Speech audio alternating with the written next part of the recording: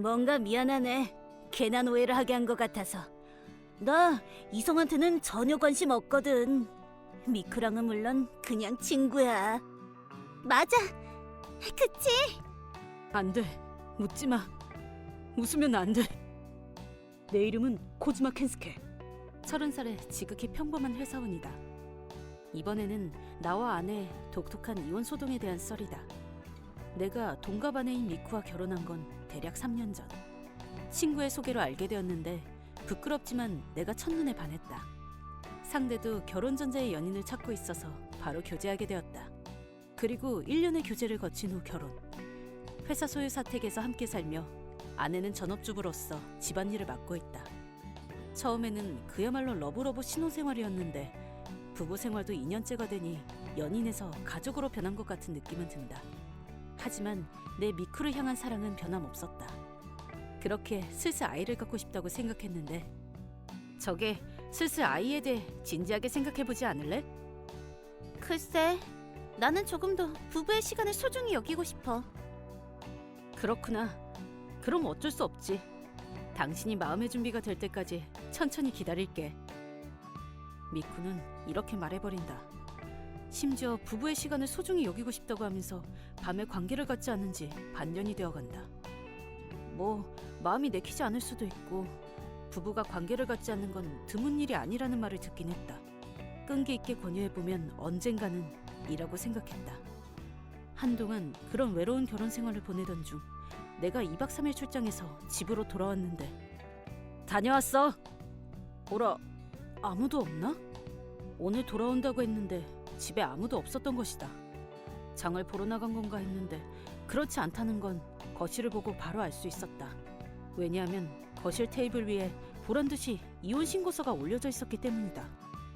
저기 방금 돌아와서 탁자 위에 있는 거 봤는데. 그래, 그렇게 된 거야. 그럼 제대로 대화해야겠네. 그만해. 이제 와서 대화할 거 없어. 뭐? 갑작스러워서 받아들이기 힘들다는 건 이해하지만 우리 계속 관계가 좋지 않았잖아. 서로 리셋하고 각자 다른 길을 걷는 게 좋을 거야. 그러니까 미련스럽게 붙잡지 말아줘.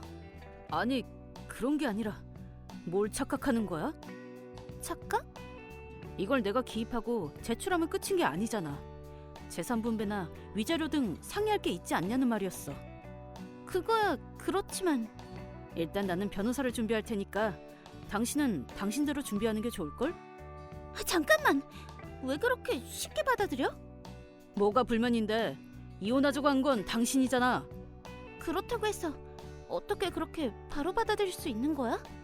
이유를 묻거나 다른 반응을 해야 하는 거 아니야? 뭐야, 결국 어쩌고 싶은 거야, 당신은? 그야 이혼은 하고 싶지만 뭔가 석연치 않다고 해야 되나? 내가 미련스럽게 붙잡지 않는 게 불만이라는 거야? 유감이지만 그러진 않을 거야. 오히려 감사할 정도야. 감사? 네가 먼저 이혼하자고 해준 거 말이야. 허세 같은 게 아니라 나는 이혼의 대찬성이었다. 좋았어. 상대가 먼저 말해주다니 럭키. 오늘은 축배를 들어야겠다. 샴페인이라도 열어버릴까?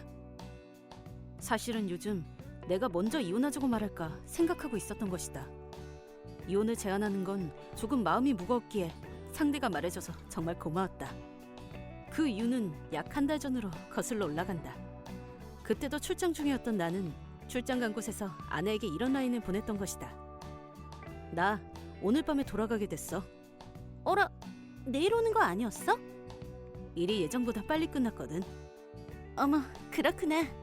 그럼 모처럼이니 천천히 둘러보고 오지 그래? 그러려고 했는데 그냥 돌아가기로 했어. 모처럼이니 가끔 외식이라도 어때? 지금 신칸센을 타면 저녁 7시쯤에는 거기 도착하거든. 나도 정말 그러고 싶지만 지금 잠깐 외출했거든. 그랬구나. 저녁도 먹고 오는 거야? 응, 카나코랑 오랜만에 만났어. 지금도 쇼핑 중이야. 그렇구나. 그럼 어쩔 수 없지. 미안해, 모처럼 권유해줬는데. 아니 괜찮아. 가끔은 여자들끼리 즐기고 와. 고마워. 아마 늦게 들어갈 것 같으니까 먼저 자고 있어. 알았어. 카나코 씨랑 정말 친한가 보네. 그렇지. 오래 알고 지낸 사이니까. 카나코 씨랑 둘이 있는 거야? 응, 맞아. 항상 그렇잖아. 왜 그래? 아니, 아무것도 아니야. 뭐야, 피곤해서 그래? 그럴지도 몰라. 돌아가면 최대한 빨리 잘래. 잘 자. 아내가 많은 카나코라는 여성은 아내가 학생 때부터 알고 지낸 친구이다. 나도 면식이 있는 사람으로 결혼식에도 와줬다. 종종 아내랑 같이 놀러가고 우리 집에도 자주 선물을 들고 놀러와주는 밝고 좋은 사람이다. 내가 출장을 나간 사이에 만나는 건 딱히 이상한 일은 아니다. 하지만 이때는 조금 수상하게 느껴졌다. 사실은 며칠 전에 카나코 씨와 우연히 역 앞에서 만났던 것이다. 그리고 내가 출장 가는 날 카나코 씨도 가족여행을 간다고 얘기했었다. 뭐 상대가 예정을 변경한 것뿐일지도 모르지만 아무래도 마음에 걸린 나는 카나코 씨의 SNS 계정을 찾아서 들여다보았다. 역시 지금 여행 중이잖아. 카나코 씨의 SNS에는 관광지에서 남편과 즐겁게 놀고 있는 사진이 올라와 있었다. 즉, 아내가 만나고 있는 건 친구가 아니라는 것이다. 나는 출장에서 돌아와 아무도 없는 집에서 생각을 정리한 결과 그렇지 않나니 탐정이라도 고용할까? 라고 생각하여 바로 인터넷에서 찾은 탐정에게 아내의 조사를 의뢰한 것이다. 그리고 3일 만에 탐정에게서 조사 결과를 보고받았다. 아무래도 불륜 상대가 있는 것 같습니다. 역시 그런가요? 각오하긴 했지만 역시 충격이었다. 결혼 후 이렇게 순식간에 마음이 변하다니. 동시에 아내에 대한 분노가 올라왔다. 저기 이렇게 된 거 철저하게 조사해 주시고 제가 더 유리해질 만한 증거를 모아주실 수 있을까요? 탐정은 내 의뢰를 흔쾌히 받아들여 주었다. 그러자 증거가 끝도 없이 나왔다. 이렇게 정기적으로 불륜하고 있었는데 눈치채지 못했다니. 나도 나대로 아내에 대한 관심이 옅어졌던 걸까 하고 조금 반성했다. 하지만 그게 불륜해도 되는 이유가 되는 건 아니다. 그로부터 몇 주 동안 탐정에게 조사를 계속 부탁하여 대충 증거가 모인 타이밍에 마침 아내가 이혼 얘기를 꺼낸 것이다. 그리고 얘기는 현재로 돌아온다. 내가 혼자서 샴페인을 까고 건배를 하고 있자 또다시 아내한테서 라인이 왔는데 좀 진정됐어? 아니, 처음부터 진정된 상태였는데? 그치만 아까 당신 뭔가 자포자기한 것 같았는걸. 그런 상태에서는 상의할 수 없다고 생각했어. 자포자기? 아, 이해했어. 그렇게 해석했구나.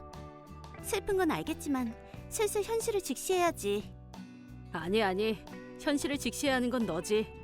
나는 아무튼 이혼에 대찬성이야. 방금 이혼 신고서도 기입했고 도장도 찍었어. 당신 아까부터 이상해. 왜 그렇게 기뻐하는 거야? 그야 그렇지. 몰래 불륜하는 여자랑 헤어지는 거니까 당연히 기쁘지. 그만해. 이혼이 싫다고 해서 트집 잡지 마. 왜 그렇게 자기한테 유리하게 해석하는 거지? 불륜 상대는 타카미 마코토 씨. 나이는 40살 정도였나? 아, 그래. 좋은 사진이 있으니까 보내줄게. 이걸 어디서? 조사했어. 탐정을 고용해서. 네가 불륜했다는 건 출장 가기 전부터 알고 있었어. 그게 아니야. 불륜이 아니야. 러브 호텔에 들어가는 사진도 있는데 의심스러우면 보내줄까? 그만해. 아무튼 이것저것 상의하자. 내일 일단 집에 돌아갈게. 어라? 상의할 거 없다고 하지 않았나? 자기가 불리하단 걸 알게 된 순간 필사적이네. 아까까지 대화할 건 아무것도 없다고 말한 게 거짓말 같은 태도에 나도 모르게 웃어버렸다. 뭐 라인으로는 끝이 안 난다는 건 동의하니 일단 직접 만나서 얘기하기로 했다. 다음 날 아내는 혼자서 집에 돌아왔는데 태도가 확 변해 있었다. 잘 생각해보니 내가 너무 조급했던 것 같아. 그러니까 둘이서 다시 같이 지낼 수 있는 방법을 찾아보자. 자기가 불리해진 순간 이런 태도가 된 것이다. 이렇게 되니 화나기보다 어이가 없어지네. 당신이 이제 와서 그런 말을 할 권리는 없어. 당신이 철회한다면 내가 다시 요구할게. 나랑 이혼해줘. 내 얘기 좀 들어달라니까. 불륜녀의 변명 따윈 듣지 않아. 아니야. 그 사람은 그냥 친구인데. 아, 섹스 친구? 당신도 아직 젊구나. 나랑은 전혀 소식이 없었잖아. 아니야. 믿어줘. 호텔에는 들어갔지만 아무것도 안 했어. 그런 변명 요즘은 중학생도 안 믿을걸? 여자 모임이야. 러브호텔 여자 모임. 여자 모임이라니. 어떻게 봐도 남자잖아. 외모는 남자지만 마음은 여자야. 뭐? 마코토는 여장 남자야. 이성한테 관심 없어. 예상치 못한 변명을 늘어놓기 시작한 아내. 물론 추한 변명으로밖에 들리지 않는다. 다만 뭐 아슬아슬 변명이 되는 것 같기도. 지금 상태로도 충분히 법정에서 승산은 있지만 조금 짓궂은 마음이 된 나는 그럼 그 게이 친구를 만나게 해줘. 좋아. 내일 데려올게. 아내의 마지막 발버둥을 마음껏 즐기기로 했다. 그렇게 다음 날. 처음 뵙겠습니다. 나는 마코토라고 해. 미쿠랑은 이번가에 게이바에서 알게 됐어. 비교적 날카로운 눈매, 무서운 얼굴의 아저씨가 교태를 부리며 다가왔다. 이 사람이 바로 아내의 불륜 상대인 타카미 마코토 씨. 40살이다. 뭔가 미안하네. 괜한 오해를 하게 한 것 같아서. 나 이성한테는 전혀 관심 없거든. 미쿠랑은 물론 그냥 친구야. 맞아. 그치? 안 돼. 웃지 마. 웃으면 안 돼. 아무래도 어떻게든 그를 게이로 밀어붙일 생각인 것 같다. 나는 일반인이라 성소수자에 대해 잘 모르는 것도 사실이다. 하지만 이렇게 변명으로 사용되어도 되는 건 절대 아니다. 실제로 여성 친구가 있는 게이나 여장 남자가 여성과 러브호텔에 들어가다니 아무리 사이가 좋다고 해도 말이 안 된다고 생각한다. 사이가 좋다면 더더욱 말이다. 나는 참을 수 없는 웃음을 억누르며 뭔가 죄송하네요. 이렇게 괴로운 연기를 하게 해서. 제가 이런 말 하는 것도 좀 그렇지만 동정합니다. 연기 아니야. 너는 진짜 게이의 여장 남자라고. 슬슬 불쌍해져서 나는 비장의 수를 쓰기로 했다. 그럼 이건 뭔가요? 라고 말하며 나는 핸드폰에 어떤 영상을 둘에게 보여주었다. 그 영상은 눈앞에 마코토 씨와 내 아내가 침대 위에서 성대하게 즐기고 있는 모습을 담은 것. 뭐 소위 말하는 몰래카메라라는 것이었다. 뭐야 이거? 아무래도 내 아내는 이 영상을 모르나 보다. 하긴 자기가 알몸으로 흥분한 모습을 영상으로 담으려는 사람은 좀처럼 없을 것이다. 그리고 방금까지 교태를 부리던 마코토 씨는 새파란 안색이 되어서 떨고 있었다. 탐정이 조사할 때 우연히 발견했다고 하더라고요. 타카미 마코토 씨, 당신은 이런 영상을 유료 사이트에 올려서 용돈을 벌고 있나 보더군요. 그 영상에는 둘 다 얼굴을 가리고 있지 않았다. 불륜의 증거로 이렇게 결정적인 건 또 없을 것이다. 아내가 처음부터 솔직히 인정했다면 못 본 걸로 할 생각이었는데 너무 끈질기게 보니 이제 아무래도 좋다는 생각에 들이밀어준 것이다. 더 이상 아무런 변명도 할 수 없게 된 마코토 씨는 고개를 숙였고 아내는 무슨 짓을 한 거야? 내 인생이 엉망이 됐잖아. 아니 미안. 마코토 씨의 멱살을 잡고 큰 싸움으로 발전. 아내가 불륜 상대와 치정 싸움을 하는 광경을 보게 될 줄이야. 인생 참 신기하다. 그쪽 문제는 알아서 처리하시고 저도 착실히 이혼을 진행시킬게요. 앞으로는 변호사를 통해 대응할 테니 당신들은 지금 당장 나가주세요. 잠시만. 아직 이혼이 성립된 건 아니야. 나는 여기에 살 권리가 아직 있을 거야. 이렇게 끈질기가 굴 줄이야. 짐을 정리할 시간을 하루만 줄게. 내일까지 나가지 않으면 네 부모님을 부를 거야.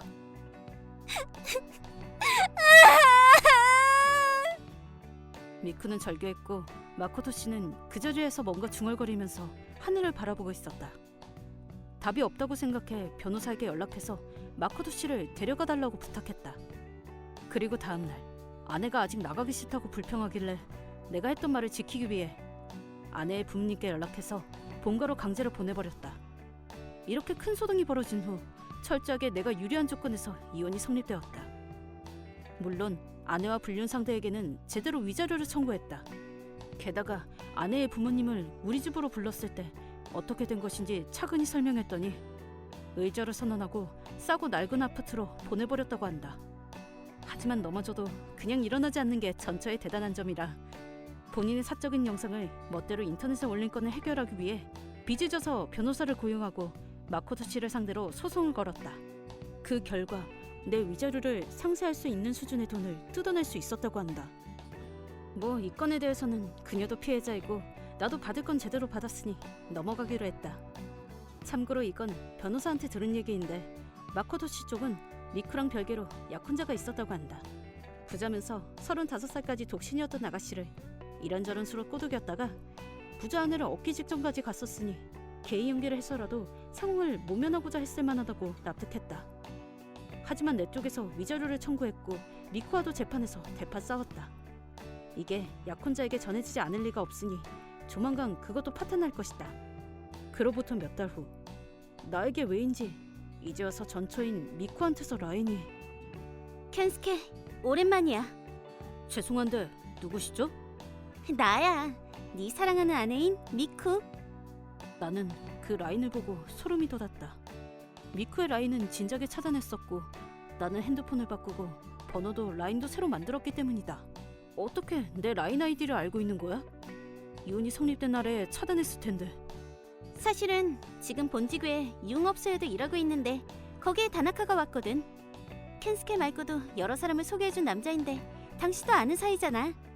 아, 그러고 보니 그런 녀석도 있었지. 다나카가 우연히 켄스케랑 같은 단독방에 들어가 있다고 하길래 알려달라고 부탁한 거야. 다나카와는 거의 연락을 하지 않는다. 단톡방도 미쿠를 소개해준 친구가 자기 태제 이렇게 돼서 미안하다면서 다시 만남용 단톡방을 만들어준 것이다. 나는 한동안 연애는 사행할 생각이었는데 눈치채보니 초대되어 있어서 어쩔 수 없이 참여하게 되었다. 하지만 그때의 선택을 격하게 후회한다. 설마 이런 곳에서 전처와의 연이 다시 이어지게 될 줄이야. 내가 어떤 수단을 써서라도 너와 연을 끊고 싶다는 걸 모르겠어? 잠시만, 부탁이야. 내 말 좀 들어줘. 나 당신 아이를 임신했어. 뭐? 지금 임신 6개월이야. 6달이라니. 당신이랑 마지막에 했을 때로 계산하는 게 가장 정확해. 저기, 이것도 운명이잖아. 제발 나랑 재혼해줘. 행복한 가정을 만들자. 이렇게 보니 그 뻔뻔함이 네 특기인 것 같네. 나랑 네가 이혼한 지 4달. 이혼이 성립하기 반년 전부터 너랑 나는 관계를 갖지 않았어. 아무리 생각해도 6달은 계산이 안 맞잖아. 그건 임신 자체가 거짓말인 건지 모르겠지만 정말 임신했다고 하더라도 상대는 불륜 상대라고 생각하는 게 압도적으로 가능성이 높겠지. 나한테 연락하는 건 번지수를 잘못 찾아온 거야. 잠시만. 제발 나를 버리지 마. 먼저 나를 배신하고 버린 건 너잖아. 이제 2번 다시 연락하지 마. 그럼 이만. 이렇게 나는 다시 미쿠를 차단했다. 내 연락처를 알려준 친구에게는 당연히 라인으로 쓴소리를 해뒀다. 개인정보를 멋대로 흘려서 내가 정신적인 고통을 받았고 고소할 수도 있다고 말이다. 그랬더니 진심으로 사과하길래 이번 한 번만 봐주기로 했다. 그리고 다른 공통 지인들한테서도 연락처가 노출되면 곤란하다는 생각에 나는 사건의 경위를 정리한 메시지를 공통 지인들에게 한 번 더 송신했다. 미쿠에게 연락처를 알려주지 않겠다고 약속해주었다. 그 중에는 미쿠와 절연하겠다는 사람도 나와서 전처가 더욱 고독해질 거라고 생각하니 조금 속이 시원해졌다. 그리고 만난 단톡방도 나갔다. 연애는 한동안은 정말 사용하고 싶다. 그리고 만약 결혼하고 싶은 상대와 만나도 이번처럼 바로 결혼하지 않고 천천히 상대를 알아가기로 결심했다. 지금은 일에 몰두하며 열심히 버는 것이 목표이다. 제 이름은 와카바야시 히토시. 30살의 평범한 직장인입니다. 이번에는 제 형이 일으킨 문제에 대한 썰이에요. 저에게는 같은 나이의 아내가 있어요. 이름은 토모미. 올해로 결혼 3년 차예요. 서로 30살, 나이가 나이다 보니 경제적으로도 안정되기 시작해서 저희는 아이에 대해 얘기하게 되었어요. 난 당신과의 아이를 원하긴 하지만 여성한테 신체적 부담이 큰 게 걱정이야. 게다가 일도 쉬어야 하게 될 테니 나도 최대한 돕겠지만 일단 당신 마음을 우선하고 싶어. 당신이 그렇게 항상 나를 생각해주니까 나는 괜찮아. 나도 빨리 당신과의 아이를 갖고 싶어. 같이 힘내죠. 그런 거로 본격적으로 아이를 만들기 위해 노력하게 되었어요. 인터넷에 검색해보니 기초 체온, 배란일 등 타이밍도 중요하다고 하여 토모미의 몸 상태를 봐가면서 진행하기로 했죠. 그런데 1년이 지나도 아이가 생기지 않았어요. 의학적으로는 부부가 2년 동안 임신을 시도했는데 임신하지 않으면 불임일지도 모른다고 해요. 그래서 만일을 위해 함께 불임증 검사를 받았는데 무려 아내 쪽이 불임증이라는 것이 발견되었어요. 그 말을 들은 토모미는 아주 우울해했어요. 나 때문에 당신이 아이를 갖지 못한다니 정말 미안해. 지금이라도 늦지 않았어. 다른 사람과 결혼하고 싶다면 그렇게 해줘. 바보 같은 소리 하지 마. 나는 당신을 좋아해서 결혼한 거야. 당신이랑 가족이 되고 싶어서 결혼한 거라고. 당신이 아이를 갖지 못하는 건 아쉽지만 그렇다고 당신과 이혼하고 다른 사람과 결혼하는 건 상상도 못해. 앞으로도 나랑 같이 있어줘. 물론 아이를 갖지 못하는 건 아쉬웠지만 요즘 세상에 아이를 들이는 방법은 많아요. 그래서 둘이서 얘기한 결과 금전적인 리스크를 고려해 불임 치료는 하지 않고 양자를 드리는 쪽으로 생각해 보기로 했어요. 만약 양자를 드릴 거면 부모님과 함께 얘기해 보는 게 좋으려나? 그렇네. 손주의 얼굴을 기대하고 계셨잖아. 그렇게 하자. 그런 거로 저는 아내와 함께 본가를 방문하게 되었어요. 추석이어서 친척이 다 같이 제 본가에 모였죠. 그리고 부모님이 아이에 대해 물어보셔서 솔직히 사정을 말하자. 불임이라고? 완전 쪽박이었구나. 안타깝네. 여자로서 결함품이라니. 잠깐! 그런 식으로 말하는 건... 난 괜찮으니까 참아줘. 이 무례하게 짝이 없는 부부는 부끄럽게도 제 6살 연상의 형 히데유키, 그리고 그 아내 제 형수인 사람이에요. 이렇게 배려심이라고는 찾아볼 수 없는 말을 하는 사람들이라 솔직히 좋아하지 않습니다. 그들의 아들은 올해로 중학생이 되었을 거예요. 명문 중학교에 다니게 되었다며 둘은 그걸 계속해서 자랑했어요. 이런 불쾌한 일을 겪으면서도 토모미가 신경 쓰지 말라고 달래서 무시하기로 했죠. 하지만 집에 돌아가고 몇 주 후, 야, 잠깐 할 말이 있는데. 뭐야? 지금 너네 집에 가려고 하는데 집에 있냐? 그야 휴일이니까 둘 다 있는데 무슨 볼일이야? 좀 부탁하고 싶은 게 있어서. 부탁하고 싶은 거? 뭔데? 그건 도착하면 말해줄게. 됐고 지금 말해. 아무리 형제라지만 이유도 말하지 않고 갑자기 오다니 비상식적이잖아. 형인데 차갑구만. 뭐 됐다. 그럼 이유를 말해둘게. 너희한테 딸을 좀 맡기고 싶어서. 뭐? 이런 말도 안 되는 요구를 꺼낸 겁니다. 그보다 형한테서 딸 얘기를 들은 건 오랜만이었어요. 항상 아들 자랑만 했거든요. 아무튼 재미없는 농담이라고 생각했는데 정말 조카인 마오를 데려오더군요. 마오를 보고 저도 토모미도 당황하고 말았어요. 분명 올해 초등학교 4학년일 텐데 그 애는 삐쩍 말라 있었고 왜인지 지친 얼굴은 나이보다 어려 보였어요. 그리고 그 애를 데려온 형은 야, 양자를 드릴 예정이라면서? 마침 잘 됐잖아. 이 녀석 줄게. 피가 이어져 있으니 그게 더 좋을 거 아니야? 귀를 의심하게 되는 발언이었죠. 아무튼 사정을 들어보니 마오는 아주 어른스러운 아이로 집에서든 어디서든 책만 읽는다고 해요. 실제로 지금도 책을 읽으면서 구석에 얌전히 있어요. 하지만 예를 들어 수업 중에는 산만하게 굴어서 선생님한테 매번 지적을 받는다고 해요. 대인관계도 서투른지 친구가 생긴 적도 없고 귀엽고 괴롭힘을 받게 되었다고. 이런 경위로 집에서 교육하기로 했는데 그래도 공부를 하지 않고 역시 하루 종일 책만 읽는다고 하더군요. 사정을 설명한 후 형은 말했어요. 말을 걸면 대답도 안 하면서 자꾸 눈앞을 얼씬거려서 정말 곤란한 꼬맹이라고. 우린 감당이 안 되니까 너한테 준다는 거지. 우리는 아들 하나 있으면 충분해. 본인을 눈앞에 두고 이런 식으로 말하다니. 여러모로 하고 싶은 말은 많았지만 아무튼 신경 쓰였던 건 근데 많이 야유였네. 밥은 잘 먹이고 있는 거야? 그 애가 이상할 정도로 마른 점이었어요. 그러자 형은 죄책감도 없이 우리 집에서는 말을 잘 안 들으면 밥을 굶기는 벌을 주거든. 밥을 안 줘도 대답을 안 하더라고. 대체 얼마나 오랫동안 밥을 주지 않은 걸까요? 이건 완전히 학대입니다. 제가 분노의 몸을 맡겨 소리 지르려고 하자 토모미가 마오를 끌어안으며 가엾어라. 대체 몇 년이나 이렇게 심한 짓을 당한 거니? 그렇게 말하며 눈물을 흘렸습니다. 아무래도 상의할 필요는 없는 것 같네요. 토모미와 눈을 마주치고 저는 형에게 쏘아붙였습니다. 알았어.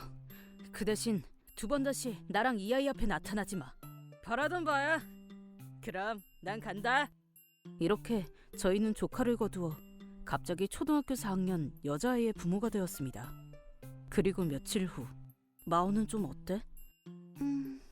버려진 것에 대한 충격은 그렇게 크지 않나 봐. 그 부모라면 그럴만하지. 근데 확실히 굉장히 별난 아이야. 정말 책을 좋아하는지 하루 종일 읽고 있어. 그렇구나. 뭐 그것뿐이라면 어른스러운 평범한 아이 같은데.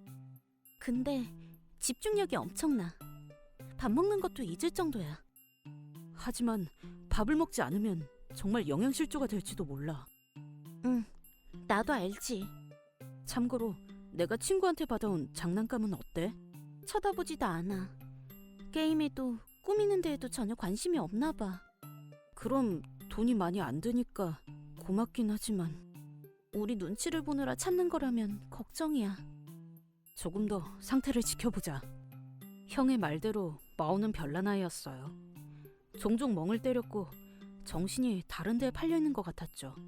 대화는 평범하게 할 수 있지만 그 애가 아무것도 하지 않을 때에만 그랬어요. 예를 들면 재택학습 숙제도 전혀 하지 않아서 공부를 싫어한다고 생각했어요. 그런데 얌전하다고 생각했더니 갑자기 산만한 행동을 하는 모습도 보였고 아직 먹는 중인데 다른 곳으로 가려고 하거나 같이 외출하면 어느샌가 다른 곳으로 가버리곤 했어요. 인터넷에서 조사해봤는데 아마 어떤 발달장애가 있는 것 같았어요. 일단 병원에서 검사를 받아보는 게 좋지 않을까? 나도 여러모로 조사해봤는데 이미 예약이 반년 정도 차 있대. 어머, 그렇게나. 그럼 일단 예약해두고 한동안 상태를 지켜보자. 그래. 중요한 건 우리가 이 아이를 이해하려고 해주는 거야. 조금 별난 것일 뿐 근본은 착한 아이인 것 같으니까. 그렇네. 우리가 훌륭하게 키우자. 확실히 별난 아이고 앞으로 고생하게 될지도 모르지만 딱히 고통스러운 건 아니었어요. 이러니 저러니 아이와 보내는 시간은 저희에게 행복이었거든요. 하지만 그러던 어느 날 아내가 외출하고 저는 마오랑 집에서 단둘이 있었는데 토모미, 지금 연락 괜찮아? 엄청난 일이 벌어졌어. 뭐야? 왜 그래? 나 장기에서 졌어. 뭐야, 그게 다야? 정말 마오한테 무슨 일이나 했잖아. 그 마오한테 졌다니까? 어머, 마오가 장기를 둔 적이 있었어? 아니, 보는 것도 처음이래. 당신이 봐준 게 아니라? 물론 처음에는 그랬지. 근데 금방 그럴 상황이 아니게 됐고 마지막에는 전혀 상대가 안 됐어. 다시 한번 물어볼게. 처음인 거지? 믿을 수 없지만 말이야. 사실 저는 취미로 장기를 두고 있어요. 이날은 혼자서 장기를 두고 있었는데 관심 있으면 해볼래? 응. 마오가 관심 있는 듯이 바라보고 있어서 같이 해보기로 했어요. 장기책을 보여주며 대략적인 규칙을 알려준 후 대전을 해보았는데 무려 고작 몇 시간 만에 제가 그 애를 이길 수 없게 된 것입니다. 제 장기 실력은 취미 수준이라 그렇게 강한 게 아니긴 합니다. 하지만 그렇다고 해서 규칙을 막 익힌 초등학생에게 지는 건 말도 안 되는 일이에요. 집에 돌아온 아내와도 얘기해봤는데 아무래도 마오는 저희가 생각하는 것 이상으로 특별한 존재일지도 모른다는 생각이 들었어요. 그러던 중 예약 순서가 앞당겨졌다고 병원에서 연락이 와서 예전보다 빨리 마오를 전문 선생님에게 보여드릴 수 있게 되었어요. 그러자 마오는 영재라는 걸 알게 되었어요. 영재란 선천적으로 높은 지능을 갖고 있는 사람으로 알기 쉽게 말하자면 천재라는 거죠. 마오의 IQ는 161을 넘고 아인슈타인에 필적할 정도의 지능을 갖고 있었어요. 선생님이 말하길 영재아이에게 발달장애 증상을 보이는 건 흔하다고 해요. 그렇기에 친부모는 물론 저희도 눈치채지 못했던 거죠. 그럼 마오는 왜 공부하기 싫어하는 거니? 너무 쉬워. 보면 알아. 배우지 않아도 할 수 있는 걸. 그렇구나. 평소 읽는 책에 나오는 한자도 술술 읽었었지. 옛날 아빠랑 엄마는 간단한 책만 줬는데 지금은 집에 있는 책은 아무거나 읽어도 된다고 해줘서 엄청 즐거워.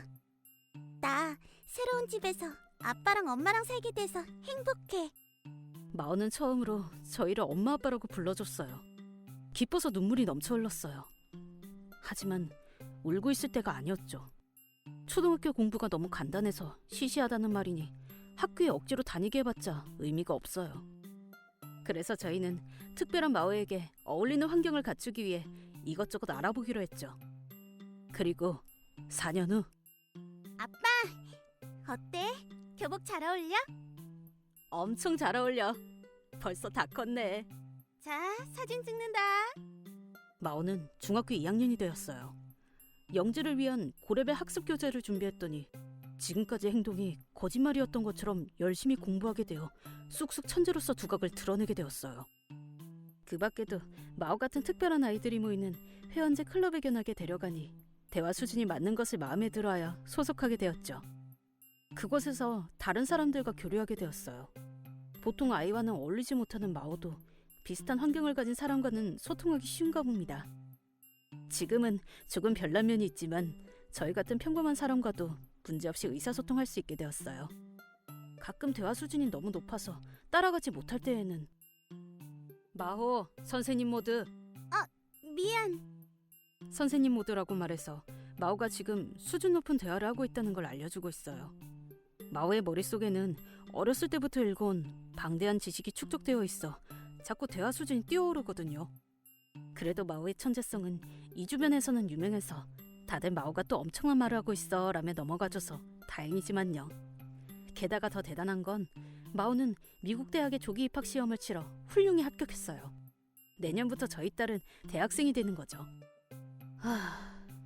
마오랑 내년부터 떨어져 지내야 한다니 너무 괴롭다. 심지어 미국이라니. 매일 화상 통화도 할 수 있고 명절에는 돌아온다니까. 그래. 아이한테서 독립하는 첫걸음이야, 여보. 마오가 멀리 떠나버린다는 외로움에 슬퍼하는 나날입니다. 마오가 중학생으로서 보내는 이 2년을 최선을 다해 행복하게 만들어주겠다고 결심했어요. 그러던 중 저희 집에 생각지도 못한 인물의 방문이. 왜 네가? 안녕. 오랜만이다. 두 번 다시 내 앞에 나타나지 말라고 했잖아. 딸을 버린 형이 찾아온 곳입니다. 오랜만에 본 형은 뭔가 야위어 있었고 옷도 엉망이었어요. 딱 봐도 어떤 문제가 생긴 것으로 보였죠. 하지만 그런 건 알 바가 아닙니다. 쫓아내려고 했는데 부탁이야. 조금이어도 되니 돈을 빌려줘. 무려 무릎을 꿇으며 돈을 빌려달라고 빌기 시작한 것입니다. 안 좋은 예감은 꼭 적중한다 싶어 한숨이 나왔어요. 일단 사정을 들어보니 상상 이상으로 엄청난 일이 벌어졌더군요. 일의 발단은 형의 아들이 식당에서 알바를 시작한 것. 형의 아들은 이제 고등학생이 되었나 봅니다. 뭐 마오의 오빠니 그 정도려나 라고 생각하며 듣고 있었는데 무려 그 아들이 요리 전에 재료를 쓰레기통에 버린 후 그걸 다시 접시에 돌려놓는 장난을 영상으로 찍고 있었다는 겁니다. 심지어 하필이면 그걸 SNS에 올렸다고 하더군요. 소위 말하는 수불제가 되어 역시나 그 영상은 여기저기로 퍼지며 난리가 났고 가게 주소까지 밝혀지자 소란을 무겁게 받아들인 학교 측에서 퇴학 처분을 내렸다고 해요. 괴롭힘이 끊이지 않아 가족 모두가 제대로 밖에 나갈 수 없는 상황이 되었다네요. 그 탓에 형도 형수도 일을 그만둘 수밖에 없게 되어 가정은 순식간에 몰락했어요. 게다가 그 가게의 근본 기업에게 다에게 손해배상을 청구당해 아주 큰 위기에 놓인 상황이라는 겁니다. 하지만 솔직히 동정심도 들지 않아서 거절하려고 한 순간 다녀왔어. 타이밍 안 좋게 중학교에서 마오가 돌아오고 말았어요. 그러자 형은 손바닥 뒤집듯이 마오니? 많이 컸구나. 지금 넌 중학생인가? 아무튼 예뻐졌구나. 그렇게 지그시 마오의 가치를 재듯이 바라보았어요. 제가 막으려고 하자 형은 신경도 쓰지 않고 얘기를 이어갔어요. 그래, 우리가 이 녀석을 보내줬잖아. 그만큼 돈을 내놔. 뭐? 애초에 아이를 공짜로 넘긴 게 잘못됐던 거지. 그래, 100만 엔 정도면 어때? 당신 누구야? 우리 아빠는 거기 서 있는 사람인데? 왜 아빠가 생판 모르는 남한테 100만 원이나 내야 하는 건데? 냉혹한 눈으로 형을 딱 잘라냈어요. 마오의 기억력이라면 눈앞에 있는 사람을 잊을 리가 없는데, 즉 이게 마오의 의사라는 거죠. 아빠, 경찰 부를까? 그래, 아빠도 곤란하던 참이었거든. 지금 당장 경찰을 부를게. 그럴 수가. 부탁이야. 나는 친형이잖아. 친부모잖아. 부탁이야, 도와줘. 맞다. 분해 보이는 김에 하나 더 알려줄게. 나 사실 꽤 부자야. 뭐? 나 말이야, 주식에 재능이 있나 봐. 고등학생 때부터 주식을 시작해서 내 개인 자금으로 4천만 엔을 모았어. 이것도 다 아빠랑 엄마가 내 개성을 받아들이고 사랑으로 키워준 덕분이야. 당신도 자기 아이를 제대로 사랑으로 키웠으면 이런 일이 벌어지지는 않았을 텐데. 불쌍하네. 그딴 건 거짓말이야. 너는 소통장애를 가진 쓰레기였잖아. 그런 게 가능할 리가 없어. 헛소리하지 마. 뭐 믿든 말든 당신 자유지만 다음에 또 내 행복을 부수려고 하면 용서 안 할 거야. 이렇게 형은 제가 부른 경찰에게 끌려갔어요. 마오는 일본을 떠나기 전에 하고 싶은 말을 다 해서 후련해. 라며 시원스런 표정을 지었어요. 형의 방문은 불쾌하게 짝이 없는 일이었지만 마오의 마음속 답답함이 가셨다면 그것만은 좋은 일인 것 같아요. 그 후 제 부모님이나 친척에게 계속해서 연락이 왔어요. 아무래도 닥치는 대로 친척들에게 고개를 숙이며 도움을 청하고 있다나 봐요. 하지만 아무도 도와주지 않았죠. 마오에게 한 쓰레기 같은 짓은 제가 부모님과 친척에게 이미 말한 후였거든요. 어떤 모임에서 형 가족과 마주치는 사태를 피하기 위해서였는데 결과적으로는 그들의 퇴로를 끊게 될 줄이야. 하지만 동정할 여지는 전혀 없습니다. 마오가 받은 몇 년 동안의 고통은 평생 치유할 수 없으니까요. 그 응보를 받는 날이 온 것뿐이죠. 이렇게 형은 집을 압류당하고 모든 걸 잃었다고 해요. 부동산 관련 일을 하는 친척에게 형의 집이 매물로 나왔다는 말은 들었지만 지금은 행방을 모르겠네요. 아마 제대로 된 생활은 하지 못하고 있겠죠. 그런데 마호, 그렇게 돈한테 집착하는 놈에게 네 자산 얘기를 해도 괜찮았던 거야?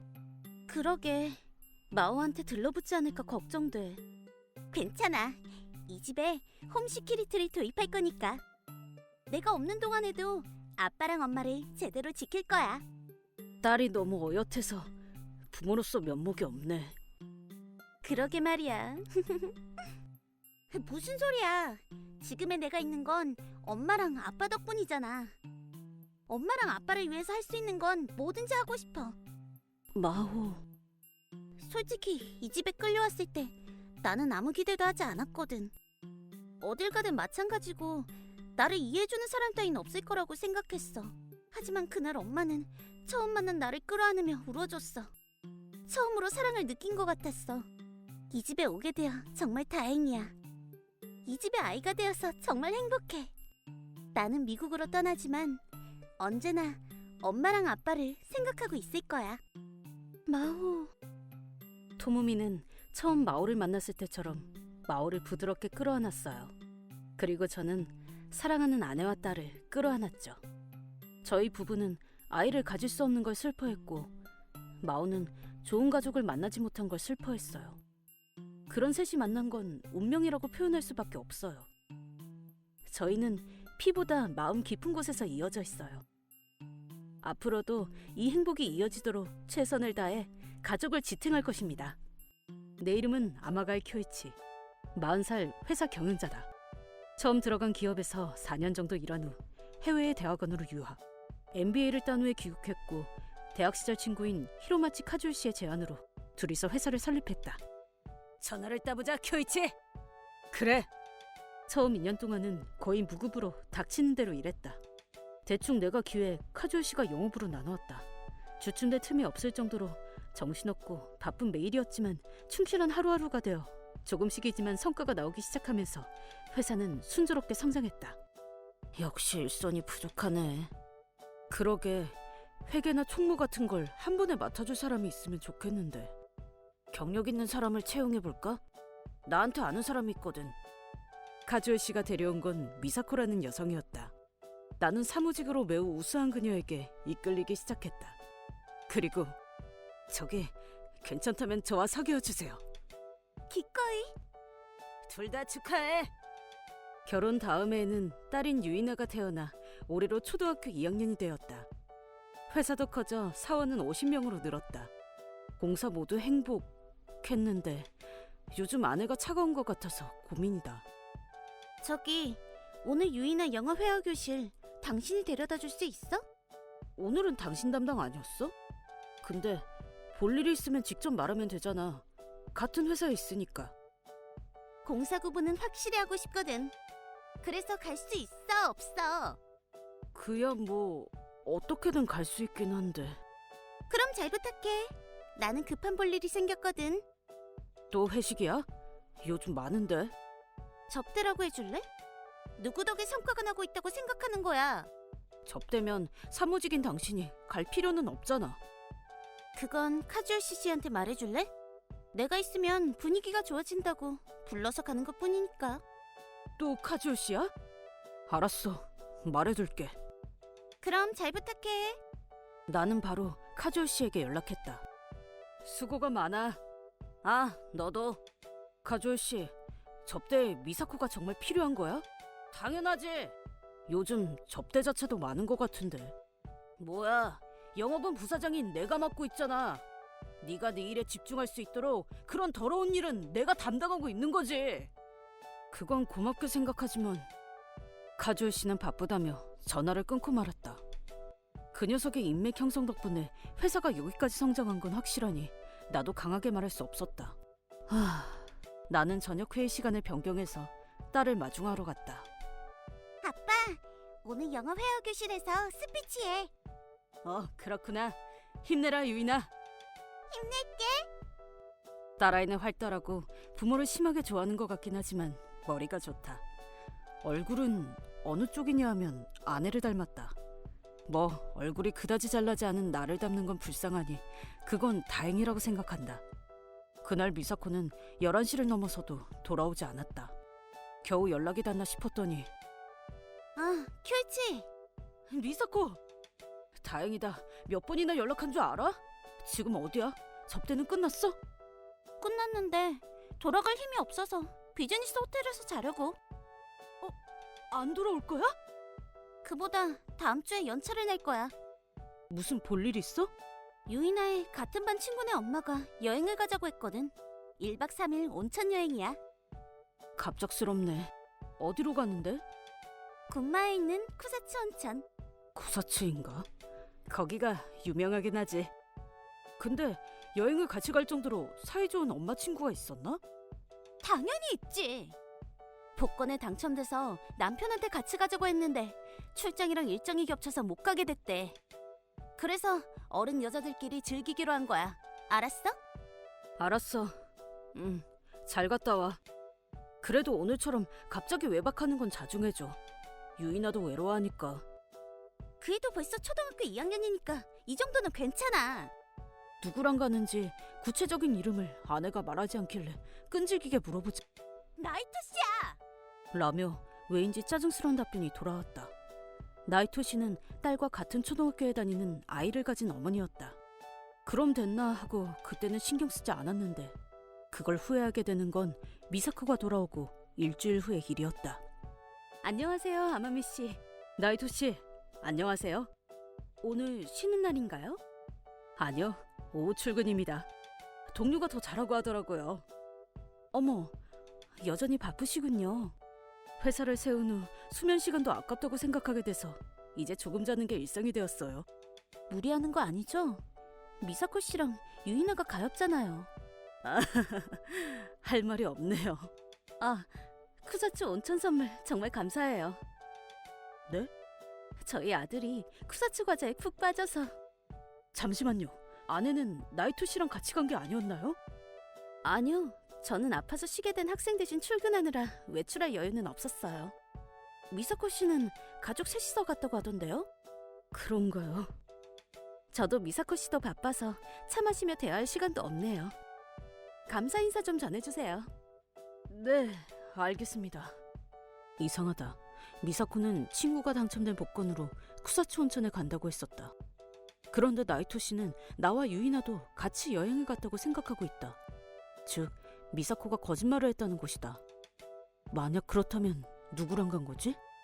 갑자기 심장이 쿵쿵 뛰기 시작했고 이마에서는 식은땀이 났다. 진정하자. 일단 일하러 가야지. 여행에 대해서는 밤에 다시 얘기하면 돼. 천천히 심호흡을 한 후 차를 타고 회사로 출근하자. 어라? 누가 있나? 사장실 안에서 인기척이 느껴져 나는 슬쩍 문에 귀를 가져다 댔다. 카즈요시 씨, 여기서 이런 짓을 하면. 괜찮아. 그 녀석은 더 있다 올 거야. 이 목소리는 미사코랑 카즈요 씨? 하지만 미사코도 이런 자극을 원하잖아. 어머, 카즈요시 씨도 참. 다음엔 어디 가고 싶어? 글쎄. 조금 더 멀리 나가도 돼. 교이치 덕분에 임시 보너스도 들어왔으니까 말이야. 오키나와나 홋카이도 가고 싶어. 국내로 되겠어? 나 부사장이잖아. 돈은 잔뜩 있어. 금단의 해외 불륜 여행 좋지 않아? 그 사람한테 들키면 어쩌려고? 그 녀석은 공부는 잘하지만 다른 의미로 머리가 안 좋아. 들킬 일은 없어. 그렇네. 하와이나 괌 아니면 더 멀리 갈까? 유럽도 괜찮아? 그럼 내가 미사코를 위해 최고의 계획을 준비할게. 고마워, 카즈요시 씨. 이게 뭐야? 내 아내인 미사코와 친구인 카즈요시가 대낮부터 당당히 바람을 피운다고? 다른 직원이 들어오면 어쩔 셈이야. 너희들 대체 뭐 하는 거야? 여긴 내 사무실이라고! 교이치? 당신 2시부터 출근 아니었어? 빨리 점심 먹고 일하려고 일찍 왔어. 저기, 이건... 문 앞에서 다 들었어. 미사코, 너 카즈요시랑 그런 관계였구나? 아니야! 히로마치 씨랑은 그냥 친구야. 친구랑 굳이 사장실에서 몰래 대화할 필요가 있어? 집을 나올 때 나이토 씨가 우연히 말을 걸었거든. 그분도 일하러 나가는 중이었나 봐. 그럴 수가... 미사코, 나랑 유이나 몰래 이 녀석이랑 쿠사츠에 간 거야? 아니라니까. 나는 친구랑 간 거야. 골사 나온 거짓말은 그만둬. 나이토 씨는 나랑 유이나도 여행에 간 걸로 알고 계셨어. 너한테 들었다고 말이야. 다 알아버렸구나. 카즈요 씨, 어떻게 된 건지 설명해봐. 보면 알잖아. 나랑 미사코는 서로 사랑하는 사이야. 언제부터 그런 관계가 된 거야? 너희가 결혼하기 훨씬 전부터지. 장난치지 말고 진지하게 대답해. 난 아주 진지한데? 그 증거로 네 딸은 카즈요시 씨! 이미 바람 피운 것도 들켰잖아, 미사코. 더 이상 이 녀석을 배려할 필요는 없지 않아? 설마... 최악의 사태를 상정하고 미사코를 보자 그녀는 겸연쩍게 시선을 피했다.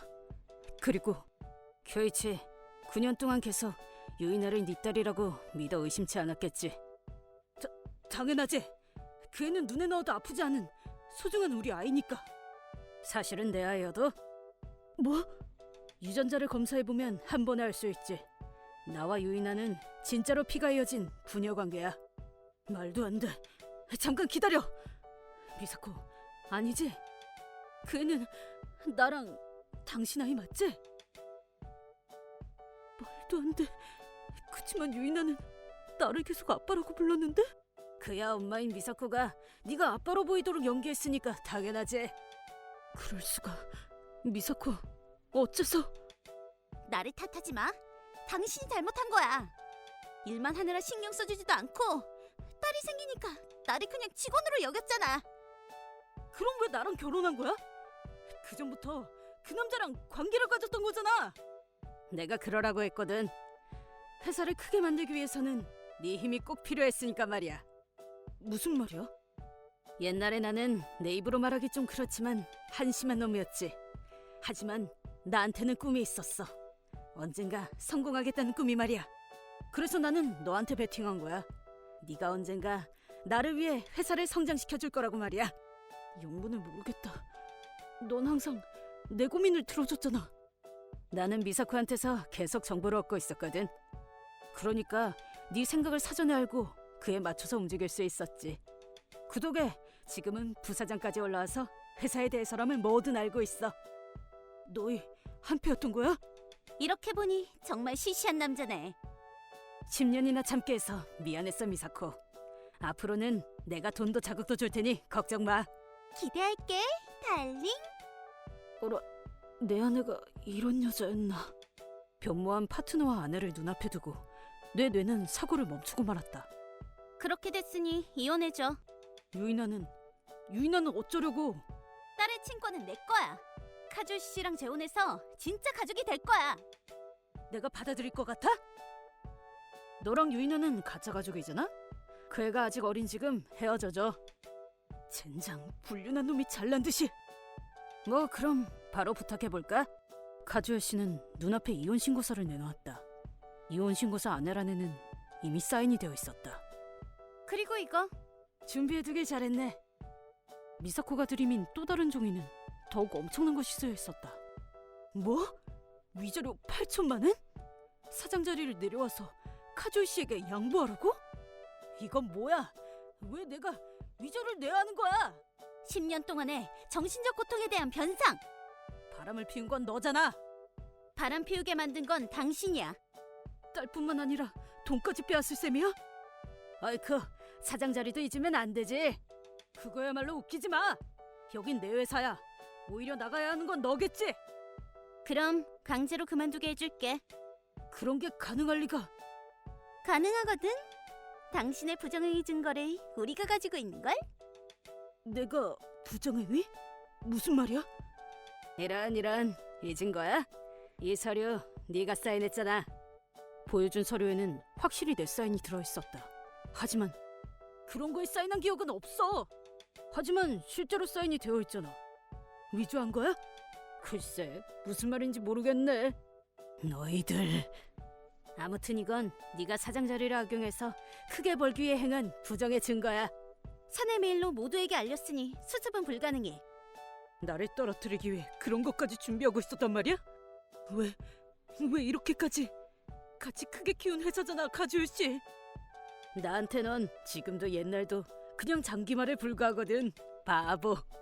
경찰에 신고하자는 걸 감사히 여겨. 아, 물론 위자료도 잘 부탁해? 적어도 유인아만이라도 돌려줘. 이상한 소리를 하네? 나랑 카줄 씨의 딸이니까 오히려 당신이 돌려줘야지. 그 애는 아직 8살이라고. 내가 좋은 아빠가 되어줄 테니 안심해. 그 후 긴급회의에서 내가 필사적으로 무죄를 주장했지만 미사코와 카줄 씨가 주도에 준비한 거짓 증거를 당해낼 수는 없었다. 나는 내가 세운 회사의 사장 자리를 빼앗겼고 후임으로는 부정을 폭로한 영웅으로서 카줄 씨가 추대되었다고 한다. 이제 아무래도 좋아진 나는 회사는 포기했다. 하지만 유인아는 포기할 수 없어 미사코와 싸우게 되었다. 피가 이어지지 않은 걸 알게 됐지만 8년 동안 내 아이로 키워온 이상 그 애는 내 아이다. 소중한 딸을 저런 여우놈들에게 보낼 수는 없었다. 하지만 결과는 잔혹했다. 일단 미사코와 카주요 씨의 불륜 사실은 인정받아 내가 위자료를 낼 일은 없어졌지만 딸의 친권은 빼앗기고 만 것이다. 아빠! 자, 빨리 와. 유인아! 아빠! 이혼할 때 한 달에 한 번은 만나게 해준다고 했지만 그 후 아내는 나와의 연락을 완전히 끊고 만나게 해주지 않았다. 직접 따져야겠다고 생각해 쫓겨난 회사에도 찾아갔지만 직원들은 내가 부정을 저질렀다고 생각하고 있어 문전박. 그러는 와중에 재산 분배로 절반을 빼앗기자 심신 모두 한계가 와서 쓰러지고 말았다. 얼마나 누워있었을까. 다행히 남은 돈에서 집세는 자동으로 빠져나가서 집에서 쫓겨나지 않았고 전기와 수도도 무사했다. 식사는 배가 고프면 배달 서비스를 이용했고 다시 잠들기를 반복했다. 조금씩이긴 하지만 어떻게든 일어날 수 있을 정도로 마음이 회복된 나는 쌓인 쓰레기를 버릴 겸 얼마만인지 모를 외출을 했다. 집을 나서니 그제서야 계절이 한 번 바뀌었다는 걸 눈치챘다. 이른 아침 회사원이 허둥대며 출근하는 모습이나 부인들이 빨래를 넣는 모습이 눈에 들어왔다. 하지만 이제 나에게는 힘낼 이유가 없어. 나는 그대로 어슬렁 걸었다. 그대로 집에 돌아간다면 평생 나오지 않게 될 것 같았기 때문이다. 다리는 자연스럽게 이전 집으로 향했다. 거기서 나는 엄청난 광경을 목격하게 된다.